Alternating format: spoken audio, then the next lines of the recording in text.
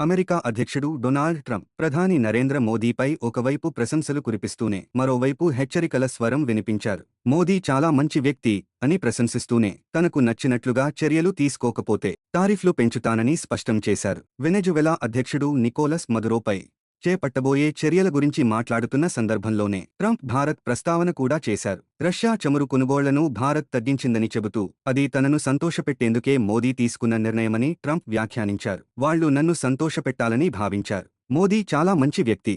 నేను సంతోషంగా లేనన్న విషయం ఆయనకు తెలుసు. నన్ను సంతోషపెట్టడం చాలా ముఖ్యం. రష్యాతో వ్యాపారం కొనసాగిస్తే మేము చాలా వేగంగా టారిఫ్లు పెంచుతాం అంటూ ట్రంప్ హెచ్చరించారు. ఈ వ్యాఖ్యలకు సంబంధించిన ఆడియో క్లిప్ను వైట్ హౌస్ తమ అధికారిక ఎక్స్ ట్విట్టర్ ఖాతాలో విడుదల చేసింది. ప్రపంచ ఆర్థిక పరిస్థితులపై మాట్లాడిన ట్రంప్ రష్యా ఆర్థిక పరిస్థితి బాగోలేదని అన్నారు. వెనెజువెలా ఆర్థిక వ్యవస్థ అయితే మరింత దయనీయంగా ఉందని వ్యాఖ్యానించారు. తాను చూసిన వాటిలో అత్యంత చెత్త ఆర్థిక వ్యవస్థ వెనెజువెలాదేనని చెప్పారు. భారత్, అమెరికా మధ్య వాణిజ్య చర్చలు కొనసాగుతున్న సమయంలో ట్రంప్ ఈ వ్యాఖ్యలు చేయడం ప్రాధాన్యం సంతరించుకుంది. ఇదే సమయంలో గతంలో కూడా రష్యా చమురు కొనుగోళ్లను తగ్గిస్తామని ప్రధాని మోదీ తనతో చెప్పారని ట్రంప్ వెల్లడించిన సంగతి తెలిసిందే.